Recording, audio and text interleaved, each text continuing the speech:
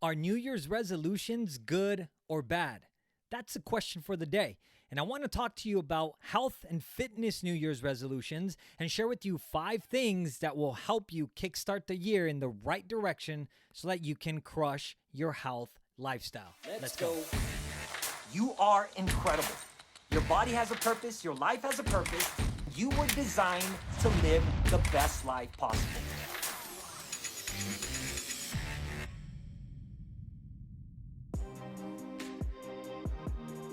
Mic check. Mic sound okay? Camera 1 good? Camera 2 good? All right, here we go. What's going on, my beautiful people? Welcome back. We are in the last week of the year 2022. Depending on when you listen to it, we are wrapping this year, and it's pretty incredible to hear and to just see this whole year come to an end in the way that it has. At least for me, I'm excited for this year to close and excited for the new year to begin because there's so much that we can accomplish together. And I want to thank you so much. This year has been incredible. There's been a lot of ups and downs. There's been a lot of incredible memories that we were able to share together. My marriage, moving from one state to the next, just being together with you in this podcast. And I couldn't ask for a better year. And I want to close off this year with a very important topic. But before we jump into the topic, I really just, again, want to thank you.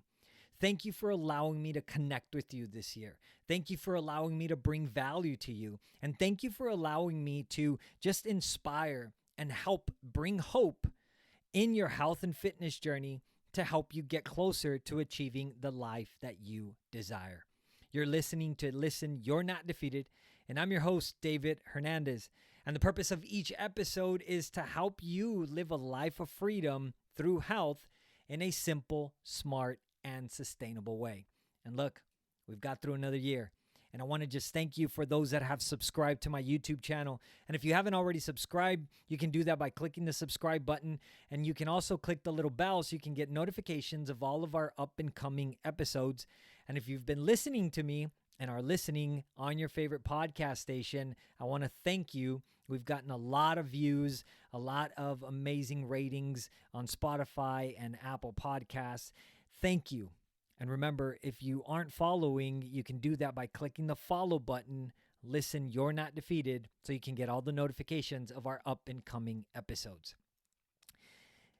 New Year's resolutions. That's a big topic at hand, right? That's a big thing at the beginning of any year. And specifically, we see that New Year's resolutions in health, fitness, wellness, whether it's losing weight, whether it's to build muscle, whether it's to just get healthy, become more active, or just look better, is usually at the very top of that list. Now, that's a good thing. However, sadly, a lot of those that put that at the top of the list, typically 3 to 4 months into the year, they've abandoned that New Year's resolution. And so, are New Year's resolutions good or bad? It's a tough pressure point when we talk about the word resolution. Well, what is it? It's a definite decision, right, of achieving something or not doing something. So it is a decision that one makes. However, where we end up messing up as humans is that we put too much pressure and too much demand, raising the bar excessively high, really doing it also in a certain way out of fear, doing it to, in a sense, subconsciously sabotage ourselves because we become so ambitious. We get so excited. It's a brand new year. I left all the bad things behind me. Now we can jump in full steam ahead. Let's go and let's get after that gym. Let's get after the weights. Let's release weight. Let's burn fat. Let's do this. Let's do that. And then the bar is so high that we just can't commit. The pressure is too heavy on us and it ends up breaking us. So what do? Should we set resolutions? Should we not set resolutions?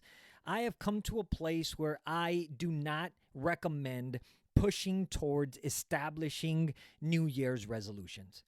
when we put this pressure and we get this stigma, right, this idea, and we phrase our life and say, okay, my New Year's resolution is going to be X, Y, Z. I'm going to commit to it. I'm going to do it. And then we get on this external motivation, extrinsic motivation, because maybe it's like, okay, it's a brand new year. I can start fresh. But what we end up doing is really just creating this illusion. We end up just defrauding ourselves. And in a sense, we end up deceiving ourselves, trying to believe something that is really unachievable. It's unrealistic. It's too far-fetched. And what we want to instead do is establish ourselves in an identity transformation with an identity mindset, with a becoming mindset, but more importantly, with a lifestyle approach. And this is really, instead of, I want to resolve this piece, this problem, that problem, change this thing that I'm doing, change that thing. It's taking the approach of how can I get my life, my lifestyle, the way I'm living, the way I'm doing things, right, to slowly start to align to the person, to the life, to the things that we want to do, be, and have in our in every area of our life. And so what we end up doing is when we establish these things in this way, it helps us progressively be on track or go on track on a consistent growth path. Most times we want miracles.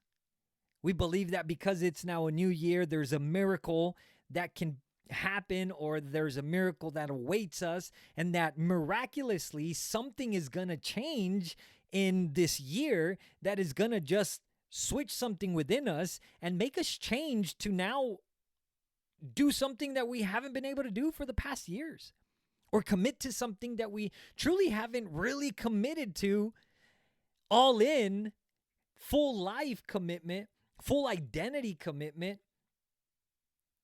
so that we can see the change.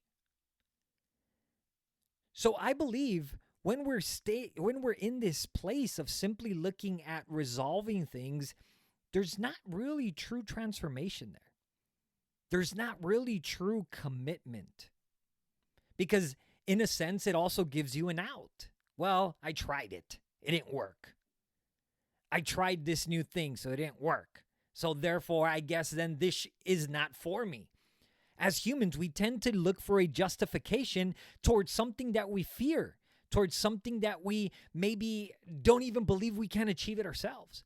But we attempt it, we don't fully commit, we partially commit, or we set the bar way too high so that when we do it, we fail, we fall short of it, and then that justification, that other side of us, which is our ego-based conscious, is pointing the finger at us, at ourselves, justifying, you see, I wasn't able to do it. You see, I told you this year wasn't going to work. You see, I told you being thin, being fit, being active isn't me. It's just not in my identity. It's just not my characteristic. It's not just the type of person that I am. I'm big boned, or that's just the way I was born to be. Husky or thick, or have big hips, or have to deal with the size that I'm in, or have to deal with the look that I have in the smear. You see, our ego-based conscious plays around with us way too much here, which is why when we take the approach of a resolution, it tends to bring too much pressure in us and brings and activates fear within us that literally stops us dead in our tracks before we even begin. Now, a lot of this happens subconsciously. We don't realize it. And oftentimes, sometimes we try to convince ourselves, even though we know we're not fully going to commit, we're not fully going to do something different this year to actually see the change. Which is why, let's remove this pressure and this tension of this stigma of a New Year's resolution. Look, we're all different human beings. We all can process things differently. And that's the beauty of being a human, which we've got to understand, how do I function best? Which is why there's power in words. We've got to understand what words, or what things, let me say this better, how words impact us, or how words influence us. What do they do to us? Because if for the past 5 years, 6 years, 10 years, the word resolution, You hear it and it's like, oh my gosh. Oh, I start to get nervous. I start to get jittery. I start to get knots in my stomach. Oh, I get this word again. Anxiety comes up. Feelings come up. Tension comes up. That word is doing something. It is triggering something. And this pressure of having established, or you need to have New Year's resolutions, or you should have New Year's resolutions, isn't necessarily always true. We're humans. We all function and process things differently, which is why understanding who we are and how we process information is critical, which in how do we then deal with it is by, again, let's remove this New Year's resolution and instead take a different approach to this in a sense of a lifestyle, in a sense of an identity shift that we're going to do. Now, understanding that it's not something that is going to be a miracle, that it's not something that is going to just simply give me a quick formula so that I can follow it 1, 2, 3 and I get my outcome. But it's about how can I now give up this old person, this old frame of mind, these old habits as I adopt and become this new person, adopting the new habits and transforming them progressively each day. Which is why when we look at James Clear, his book, it's what? He talks about atomic habits getting better, 1% better each day, 1% growth each day. At the end of the year, you're literally 365 days, 365% more, which is actually magnified at a way better, at a way higher percentage. And we do that in a very strategic way when we now give up this tension and this pressure of this resolution and simply jump into, okay, let me get very clear here with who I want to be.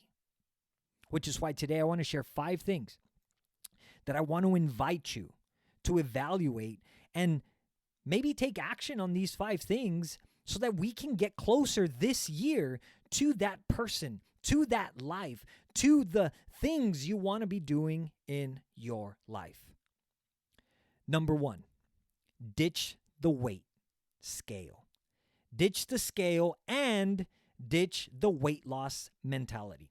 Look, the scale is scary for many people. When I work with my students, I tell them to not weigh themselves for several months. Look, when we're starting in a new year towards something, specifically with our health, many weight loss is the number one thing on their life, on their year's achievements or their goals that they're chasing after. And the anxiety that brings together with shame, embarrassment, fear, guilt, and every other emotion that can be mixed with that when they have to, or when somebody has to get on a scale, is far too heavy. It can break you. So what we got to do is when we are able to simply say, you know what, I'm not going to worry about the scale right now. Because truthfully, the scale really doesn't matter.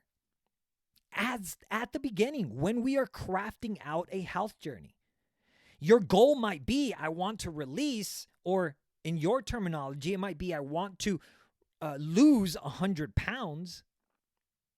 And when you hear me, you'll notice that I don't say weight loss or to lose weight. I'm always talking about releasing weight release. You see, back to the power of words, loss is something that is a negative word. It creates something within us. Whenever we lose something, what do we want to do? We want to go find it. If you lose your car keys, what's the first thing you want to do? Go find it. If you lose a friend, what do you want to do? You want to go make up or like find that person, whatever it is. You get the idea. The same thing is with weight loss. Subconsciously, when you say lose weight, well, there's a part of us that ends up wanting to find it again. And many have been successful with that. When we see stories and hear stories of those that lose 50 pounds, 100 pounds, and then they gain it back plus more. So giving up this weight loss mindset, meaning all I'm focused on is just to lose this weight. Give me the formula to lose this weight. Tell me exactly what I have to do. I'll starve myself. I'll fast as many days as I have to. I'll not eat. I'll eat just salad and be a bird for the rest of my life, or a rabbit, and hope that I'm going to lose that weight. Look, there's something here that is very real. That when we look at these extreme measures that we can take in hopes of finding the results that we want, they're not sustainable. They're unrealistic and they're unhealthy. So what we end up doing is we end up sabotaging ourselves again, our ego-based conscious, the justification as to why things don't work, point the finger to us and blame ourselves, and then literally set the standard so high that it causes us to break. And now we've justified, you see, I can't do it. I'm not cut out for this. When your goal is to release weight, when we say release weight, it has a positive statement. It is a positive statement. It's, I'm choosing to give it up. I'm choosing to release it. If you have something tied in your hand and you release it, it's your will. You're volunteering. You're taking the action to release. Which is why when we're talking about weight release, it gives us a better state. It puts us in a better frame of mind, in a better conscious state to now be able to attack it with less pressure, less tension, less fear, less anxiety. And when we remove the interferences, the things that come to remind us of our old person. You see, because what's the scale truly for? Well, the scale is truly to give us information. It's just to give us a number, to give us a baseline of where we're at. However, the scale speaks to many. The scale can bring fear. The scale can bring, again, humiliation, guilt, embarrassment. That scale can remind you of all the times you failed in that past. That scale can speak to you and tell you you're not going to do it. You see, nothing happened this week. Nothing happened this month. Who are you kidding? Who do you actually think you're going to achieve this? As if 1 week is going to determine your whole life. As if 1 month is really going to dictate who you are and like your actual full results of your entire life. You see, for many, that scale is a hindrance. It's an interference. And if we can evaluate and put things on a scale and look at, okay, what things are interferences for me, and we remove them, we can eliminate this interference so that we can now not have this thing, this burden, this roadblock in the path of my life stopping me or causing me to not take action.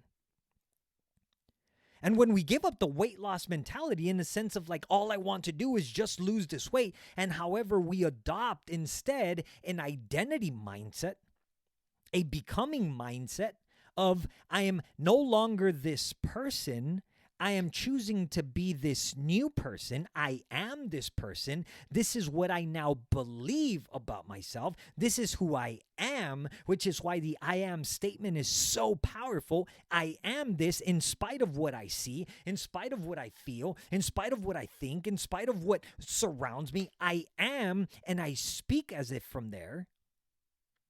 The more I speak, as I hear, I believe, and I start taking actions in line with who I am becoming.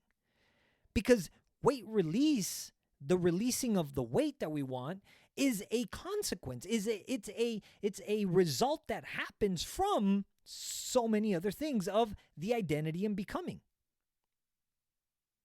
It happens as a consequence. As we become, as our lifestyle changes to who we want to be. So number one, let's eliminate it. Let's not only focus on short-term gains, but let's look at the whole scope of the longevity and the sustainability of truthfully living healthy, fit, and strong. Because when we get to that place, the results will happen on their own. Number two, give up diets. The idea of dieting, the mindset, the diet mindset. This is a big one. Many people are chasing at the very beginning some quick fix next diet solution, pill supplement solution that will help me jumpstart so that I can get on track. Look, diets are death. They set you up to fail. They set you up to die because they're unhealthy, they're unsustainable, and they're unachievable, truthfully, for many people's lifestyles. Now, I believe there is truth in having structure and having order. There is a lot of benefits in that. So then if we're not going to diet, what do? Well, it's about establishing a healthy relationship with food. We want to evaluate, where am I at? What is my relationship with food like? Am I a binge eater? Am I a non-eater? Am I an overeater? Am I a carb lover that eats just uncontrollable amounts of carbs? Is it uncontrollable amounts of sweets? We got to understand where we're at and evaluate these things and look at, okay, this is where I'm at. This is where I'm challenged with. And the way we start to restructure is, well, we start to learn and understand, well, what is food? We've got to come back to basic principles of understanding what is food. What is the intentional creation of food? What was the idea? What is it for? What is it supposed to do?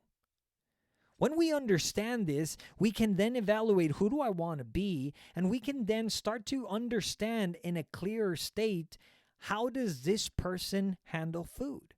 How does this person eat? How does this person relate with food? What is his or her understanding of food? You see, diets are too restrictive. Diets can impact your metabolism. Diets can cause you to impact your emotions, your mind, your moods, the way you think. Becoming very destructive mentally, emotionally, and physically. Not to mention, it opens the door to binge eating or overeating because now foods become so rare that you want to have more of them. And that's a syndrome called the rarity syndrome. Foods now become rare. You want them all. You overeat. And then you find yourself feeling guilty, embarrassed, ashamed, and just hating yourself again. So we want to reestablish and reevaluate, what is our relationship with food? And if it's unhealthy, we want to pinpoint, okay, what areas is it unhealthy in? What things am I doing that I know are leading me to unhealthy behaviors, to unhealthy food choices that are today keeping me stuck in this state of life? So it's about utilizing food to literally heal ourselves.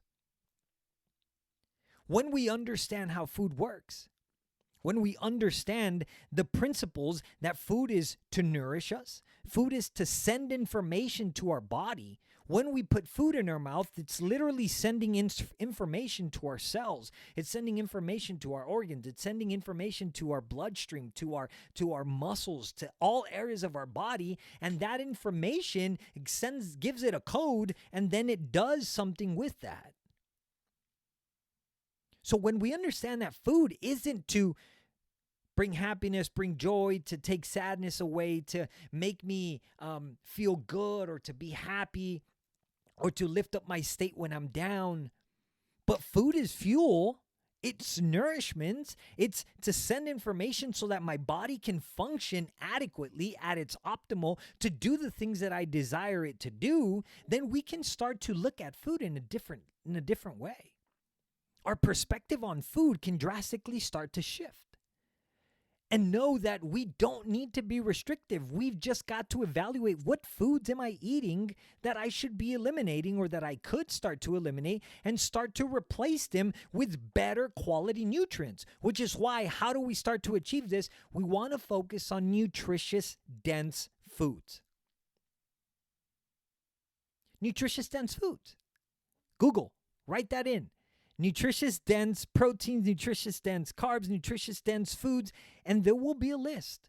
And we want to focus the majority of the foods that we eat to be whole, natural foods. When we look at today, the standard American diet in many homes, we look at people's food pantries, most of the nutrients that they're getting are coming from the pantry. You open their fridge and there's really not much food. Natural food, foods that would go bad. There's carbohydrates in boxes in the pantry. Ramen noodles and crackers and cookies and dry meats or spam and processed meats and these different spreads and frozen foods, another thing. Again, processed foods, breaded chickens, and so on and so forth.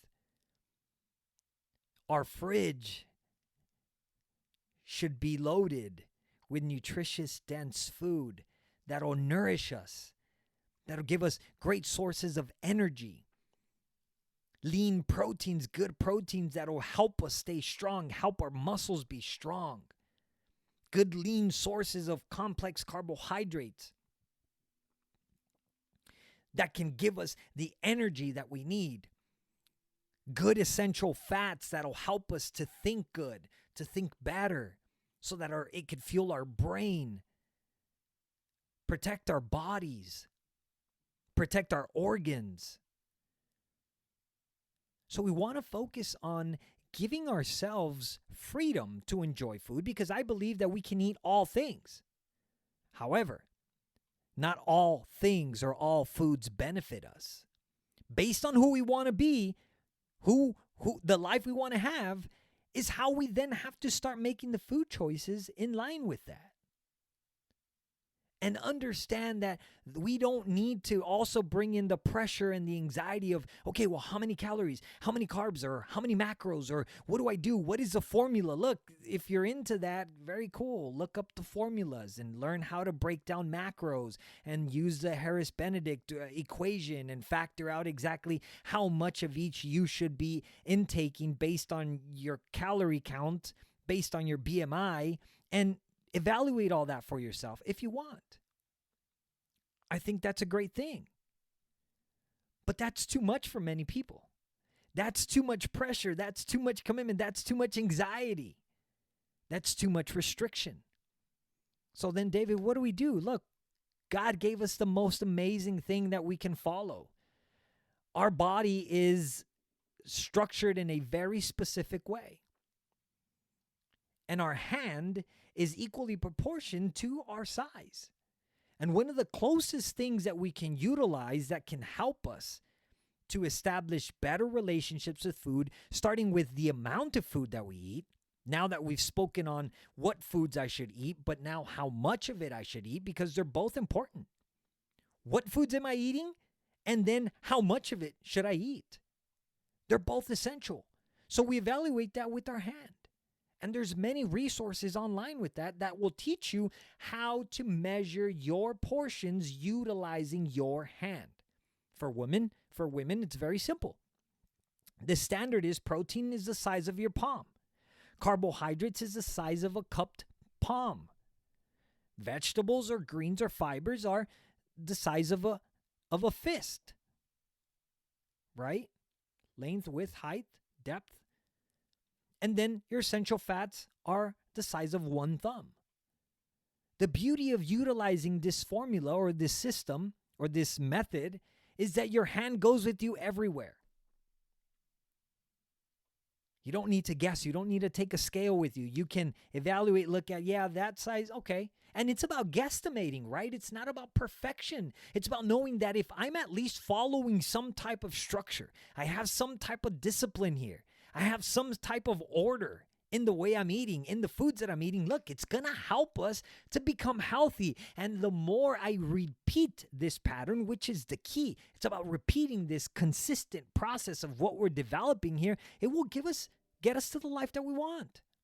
We can't expect of 20 years of unhealthy eating habits to change in a matter of 2 to 3 months or even a year.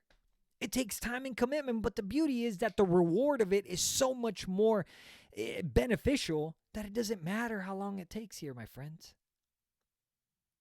That is for women, and for men, it's all double, right? Give or take.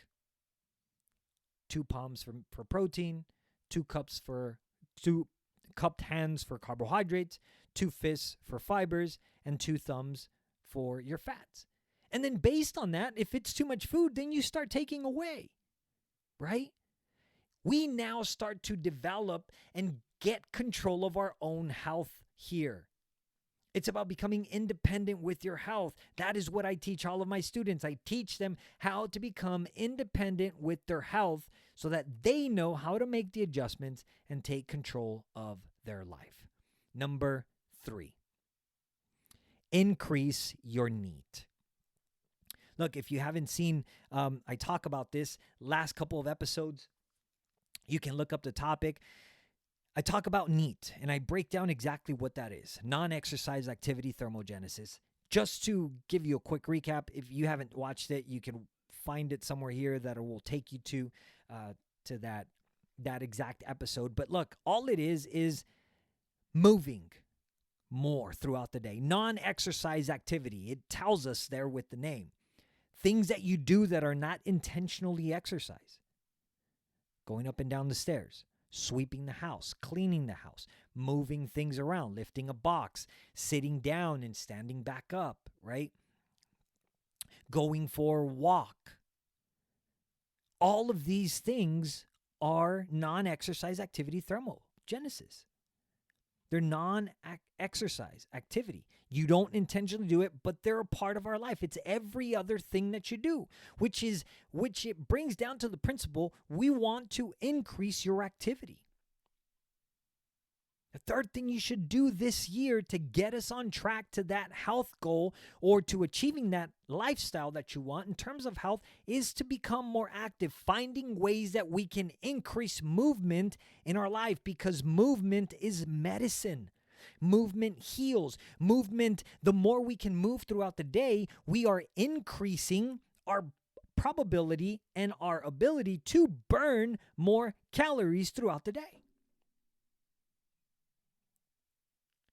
It is essential. It's not just about, okay, I'm going to starve myself and let me go to the gym for 1 hour. And then the rest of the time, you're either sitting down at work, maybe laying down. You're too tired, so maybe you take a nap, sleeping for 8 to 10 hours, whatever that is for you on your schedule. It's not enough. If we can evaluate our life today and we notice that there is a lot of sedentary going on, and then there's only that 1 hour or 30 minutes to an hour time block for the gym, and then I'm hoping that by starving myself or eating less calories, being excessively carb deficient or in an excessive calorie deficit, I'm going to get my results, we're fooling ourselves. If we believe that. Because it's about consistent activity that we can do that will increase our probability to get the results that we want. Because here, it's about this lifestyle piece, right? It's about living healthy, health being the foundational piece here. Which is why I encourage you this year, 2023, look at how can I increase movement? How can I increase things that I do to be more active? When you talk on the phone, don't sit down and talk on the phone. Walk, pace, back and forth. When you're going to a building, don't use the elevator, use the stairs. All of these things help us increase our NEAT, which is the foundational piece, activity, movement, bringing life, bringing this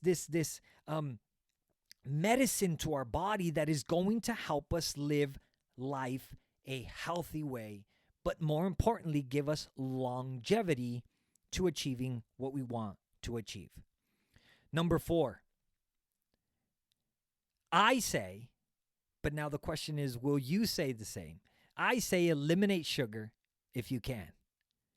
If you can't, then let's reduce the amount of sugar that you consume this year. Look, sugar is the number one leading cause to many, diseases, health diseases, from heart conditions to fatty livers to issues with the brain as well. It just causes a lot of inflammation in our body. And when we have this substance, this sugar in our system causing so much inflammation, well, it's going to cause secondary side effects, and it's going to impact our health in a destructive way. Diabetes. How could I forget that one? Right? It's a leading cause to diabetes. And when we look at sugar, it is destructive because of what it also does to our brain. It changes the formation of the brain. It changes the way the brain processes information. It processes the things that it has to process, the way it thinks. It impacts your mood. It will literally start to impact the way your insulin levels function in your body, which is why there's a lot of causes of insulin deficiencies and also, like we know, diabetes, right? When our insulin is being spiked so rapidly, it does affect our body tremendously. And in the next coming weeks, I have an amazing guest that we've interviewed to have an awesome conversation. He's a nurse practitioner. He has a clinic out in Denver, Colorado, I believe it was. His name is James. And we have an amazing conversation about how sugar impacts our body. And I've also done an episode on it, very intensely, very full depth conversation on this topic that you can also check out. If you haven't seen that episode on my podcast, you can check it out. There should be a link somewhere on here that you can go and listen to that and learn all of the things that sugar does to our body.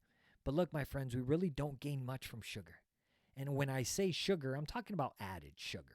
Right, I'm talking about the added fructose and the added sugars that are in most of the things that we eat, and most of the sweets, and most of the cookies, and most of the donuts, and most of even the fast foods that we eat. They mix sodium and sugar together, which is why it's so highly addictive. Look, a lot of us, we know this information.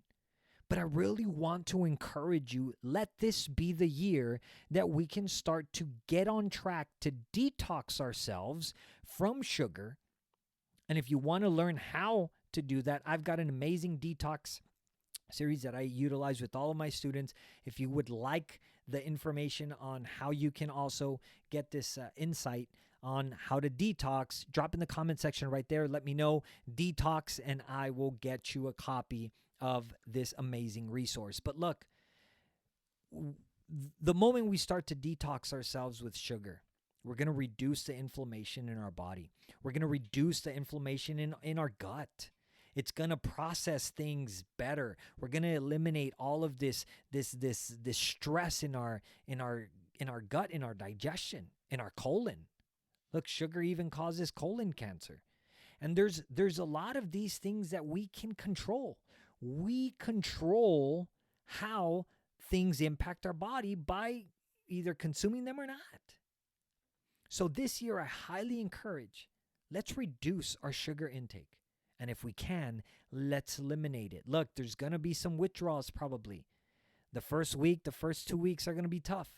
But I promise you, if you stick to it, understanding why we're doing it, that is the key here. We want to give meaning to everything that we're doing. If we give meaning to knowing I'm eliminating sugar for this reason, for this benefit, because I want to have this, gain this, be like this, spend time with my kids, be able to just be healthy, whatever that is for you, it's going to help us to stay committed to that process.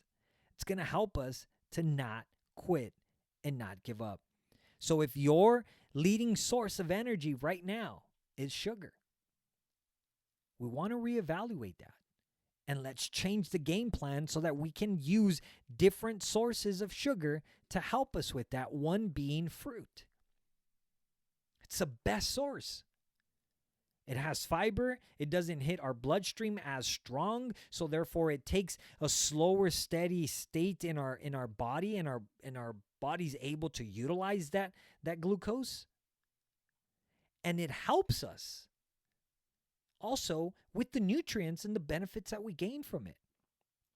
And so what we want to do is look up low glycemic fruits or low glycemic index period. The low glycemic index will break down what carbs are low in that, in the state that they don't cause sugar or rapid spikes in your sugar, or that they don't cause the foods to turn into sugar rapidly, but they have fiber in them so that they could control and go steadier and slower through the bloodstream so that your body can utilize it, right? And also gain the nutritional benefits from it. And number 5, sleep recovery. This is one that is not spoken about enough. And I'm excited because in the next couple of weeks, I'm going to do a very special episode. My wife and I, we're going to really break down sleep and how sleep is really a big cause of why many people are obese and overweight and why they're not able to release the weight and really truly become healthy the way they want. So sleep here is important because of what it does. It helps us recover. The process of sleeping does so much in terms of releasing toxins within our body, of allowing our muscles to recover, allowing our brain cells, our neurons to also recalibrate. There's so many benefits that come from sleeping that allow us to function better, that allow our body to actually process and go through its cycles in a healthy way. When our body is not going through its proper cycle, it ends up literally decalibrating. It gets out of alignment. It gets out of tune. And how do we then expect our body to keep responding or to respond to something that we need it to do if it's decalibrated, if it's out of alignment? Try playing a guitar when it's out of tune. Doesn't matter if you're hitting the right notes, it's not going to sound right. Our body, because it's not tuned, it's not right calibrated, because we're not sleeping, we're not recovering, it's not going to give us the right sound that we want. It's not going to give us the right outcome. So sleep this year, I encourage you, set a non-negotiable time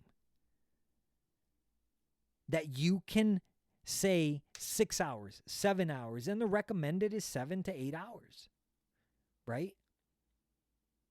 If you have to do 6 occasionally, okay, it's understandable. But know that when you give it less, you're setting yourself up to decalibrating, to just get it out of alignment, to break down the body. I remember before I got married, this was one thing that I struggled with a lot. I was a 4 to 5 hour sleeper a night. And look, maybe you're listening today and that might be you, and you might function great at that, and you might be the best at it. More power to you. Great. But I then questioned and asked, like, what would happen if you gave yourself an extra hour? How much more could you possibly do? If you gave yourself 2 more hours, what could your potential be like then? How would your body respond then? And we don't know until we try it. And I was a big believer in, now I'll just sleep when I die. I'll just sleep when I die. I don't have time for that right now. I've got to go. I got to go. I got to go. I've got a lot to do, a lot to take care of. And my wife encouraged me. Said, no, let's sleep this amount of time. And we set in a sleep time, a sleep schedule. We've tried different times, and we figured out that our circadian rhythm works differently. It functions best at a specific time later in the evening. But it's figuring out what that is for us and then establishing, okay, a minimum of 8 hours, maybe 7 on the lower end.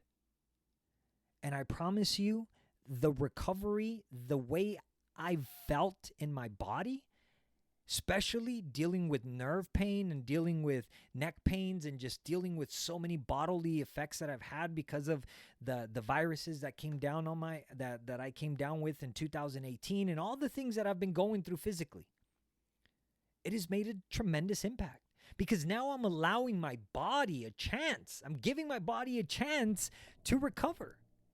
I'm helping my body versus being against it by taking away and not allowing it to do its job. So sleep. Set a time, an amount of time that you're willing to commit to. And maybe today it's 5. Well, can you set 5.5? 5 and 15. 5 hours and 15 minutes. Maybe 6 hours. 6 hours and 15, 6 hours and 10. Work your way incrementally. And then evaluate. How do I feel? And we want to do this for a period of time. It's not just like, okay, I did it today. I don't see any difference. No, you got to allow your body to adapt to it. You got to allow yourself to adapt to this new change that we're establishing and allow your body to figure out, oh, okay, it's giving me more sleep. All right, cool. I can do this. I can do that now. And see what that does for you mentally, physically, and emotionally. So there you have it, my friends. The 5 things I encourage you to take on this 2023, this new year, to help you achieve your health, wellness, fitness, lifestyle change goals. Just to recap, number 1, ditch the weight scale, ditch the scale, and give up your weight loss mentality. Number 2, forget about diets, ditch the diet mindset. Number 3, increase your NEAT. Number 4, eliminate sugar. And number 5, sleep and recover. Let me know what you thought.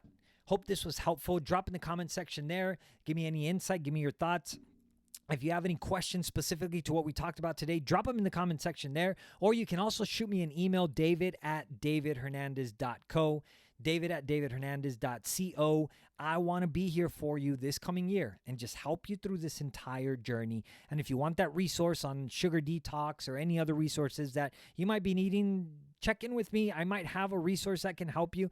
Drop in the comment section there or also shoot me an email. And if we haven't connected on social media, let's do that. This year, look, my mission is to impact 1 million people.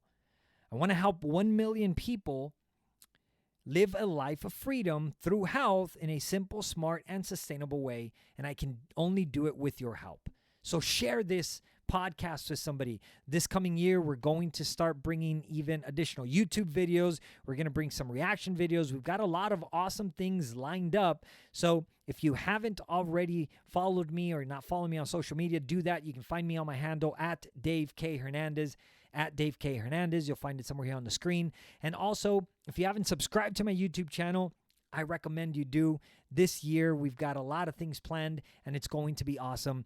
Click the subscribe button, click the little bell so you can get all the notifications of our up and coming episodes. And thank you to all the faithful listeners on my podcast, all the podcast stations. You can follow me and find it under Listen, You're Not Defeated.